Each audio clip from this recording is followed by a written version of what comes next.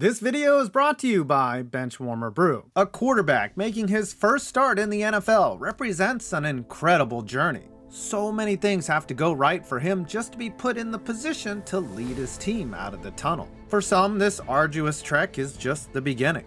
But for many on this list, it actually marked the end.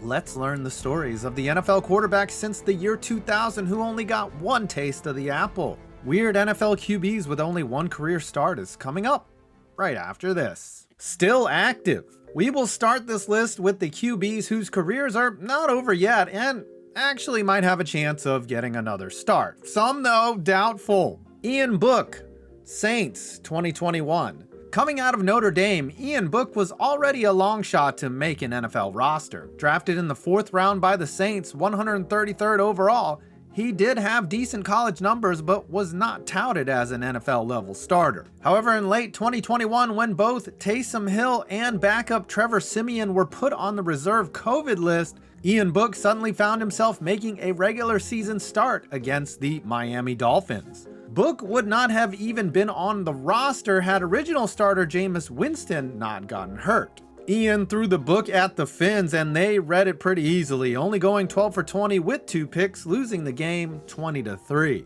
Book is currently the Saints' number 3 QB behind Andy Dalton.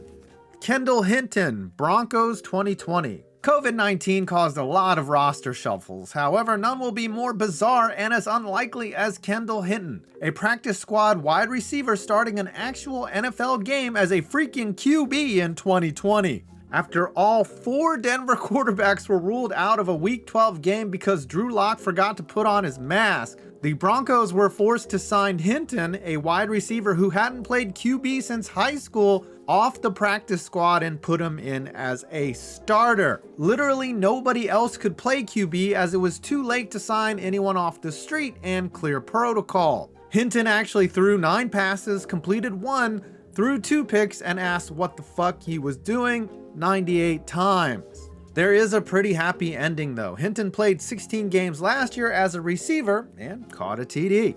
Jordan Love, Packers 2021. Probably one of the most surprising first-round draft picks in NFL history. Jordan Love found himself on the field due to a remarkable confluence of circumstances. It's been no secret that Love kinda ticked Aaron Rodgers off by being drafted at all, but sweet irony reared its ugly head when Rodgers' self-immunization protocol did not prevent him from catching COVID in 2021. Love was thrust into action against the Chiefs, went 19 for 34 for 190, a TD and a pick in what we would say was a pretty average start. The Packers lost 13-7. Love is still QB2 on the depth chart and maybe someday he will get another start.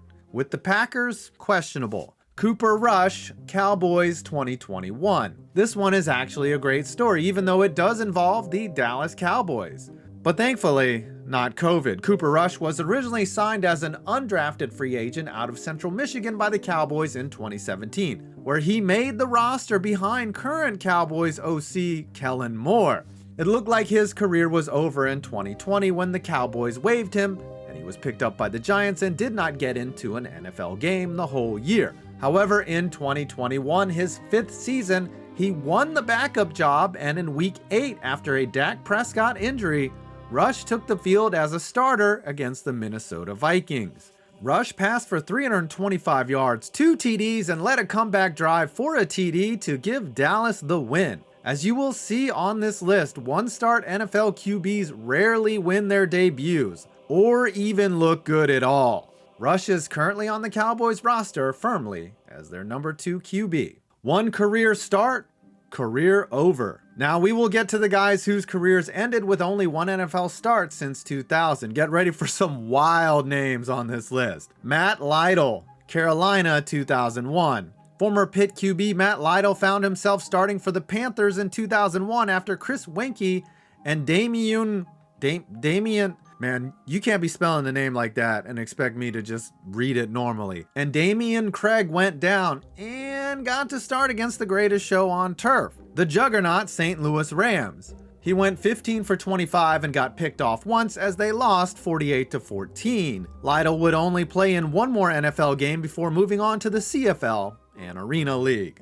Matt Mock, Titans 2005. This is the LSU Matt Mock, not Matty Mock, who snorted coke on video and never played in the NFL. Yes, this Mock actually started a game for the Titans in 2005, the last week of the season versus the 11-4 Jaguars. I guess they threw Mock out there just to see what he had, which wasn't much. Mock went 7 for 14 with an INT before being mercifully relieved by Billy Volek in a 40-13 loss. Both Titans TDs were thrown by Volek in the fourth quarter. Brock Berlin, St. Louis Rams, 2007. The early 2000s Rams found themselves in transition after the greatest show on turf gave way to the biggest asshole on earth. Scott Linehan then took over. As much as Mark Bulger and Gus Frerott's careers were unlikely, there was Brock Berlin, who found himself starting after both QB1 and QB2 went down. In a Week 13 game against the Bengals, he went 17 for 28 with 1 INT and lost 19-10. Decent. Rusty Smith, Titans, 2010. One of the worst performances on here. Rusty Smith found himself in action after Vince Young had season-ending surgery and Kerry Collins got hurt in 2010. Smith, a 6th-round pick out of FAU, went 17 for 13 against the and threw 3 picks, all to Glover Quinn. For his career, he threw 4 picks and 0 TDs in 2 games. He was Nathan Peterman before Nathan Peterman. Brian St. Pierre, Panthers, 2010. Originally drafted by the Steelers in 2003 in the 5th round out of Boston College, Brian, no relation to George, waited 7 years before starting his first and only NFL game. After starter Jimmy Clausen went out with the concussion, St. Pierre got a start in November 2010 versus the Ravens, where he was 13 for 28, had a TD, and threw 2 picks. The Panthers lost 37-13. This was also the last game of his NFL career. I mean, he couldn't beat out Jimmy Clausen, so... Stephen Mcgee, Cowboys, 2010. An incredible amount of dominoes had to fall in order for Stephen Mcgee to get a start in the NFL, and he actually made the most of it. After Tony Romo got absolutely obliterated on this play and John Kitna turned 80, Mcgee earned a start on the last game of the season in 2010 versus the Eagles. And unlike many others here, the former Aggie won 14-13 with the TD throw to Jason Witten with 55 seconds left. That earned him no loyalty as he ruined their tank and was cut the next season. But a 10-gallon hat goes off to you, Stephen Mcgee. Greg McElroy, Jets, 2012. A lot of QBs on this list had pretty average college careers and had obviously less than average NFL careers. But Greg McElroy actually won a BCS national championship and had a lackluster NFL career. After being drafted in the 7th round out of Alabama in 2011, he earned a start in 2012 simply by being on the Jets roster. When the butt fumble and touchdown Jesus got hurt, McElroy got walloped by the San Diego Chargers in a game he got sacked 11 times. They lost 27-17 and he never started again. Jeff Toole, Buffalo Bills, 2013. In 2013, Jeff Toole almost became the first undrafted QB to ever start a season as the team's Week 1 QB when rookie starter EJ Manuel had a knee injury. Seriously, those were the choices, EJ Manuel or Jeff Toole. Manuel was probably loaded up with Toradol and made it 8 weeks to start the season before finally giving way to Toole, who made his first NFL start versus the Chiefs. He went 18 for 39 with a TD and an INT in a 23-13 loss. Toole was so bad they brought back Thad Lewis to play QB. Bills fan, I get why you stan Josh Allen so hard. Times used to be rough. Connor Shaw, Browns, 2014. The Browns QB jersey has some wild entries on it, but even Spurgeon Wynn and Seneca Wallace started more than one game in their career. The same cannot be said for Connor Shaw, the former SC QB who got one start in 2014 when Johnny Football and Brian Hoyer got hurt. This would be his one and only NFL game, and he went 14 for 28 with an INT as the Browns lost 20-10 to their division rival. Shockingly, the team was 7-8 heading into the game and had a chance to get to 500. Mike Pettin was fired after the game because 7-9 wasn't good enough in Cleveland.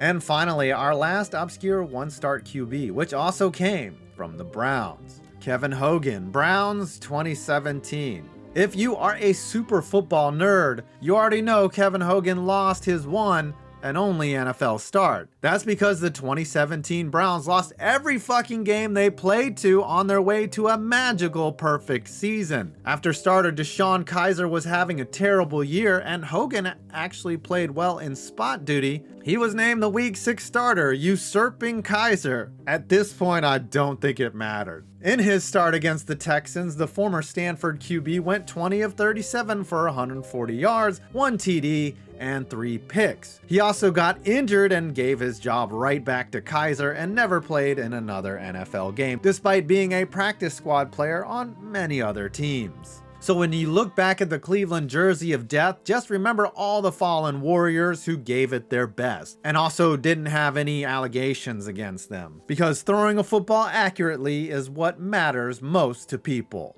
Let me tell you about the best coffee out there. Mine, the appropriately named Benchwarmer Brew. Unlike your team's starting QB, the 5 Points blend will deliver you consistent flavor and fantastic taste. It's a light roast so that it means it's stronger. Oh, and the beans are ethically sourced. Stop overpaying for some giant coffee conglomerate to take your money. So after this video, you can go to benchwarmerbrew.com from the link below and you can order either pre-ground beans or unground beans and save money by signing up for a monthly subscription. Again, that's the 5 Points blend from benchwarmerbrew.com.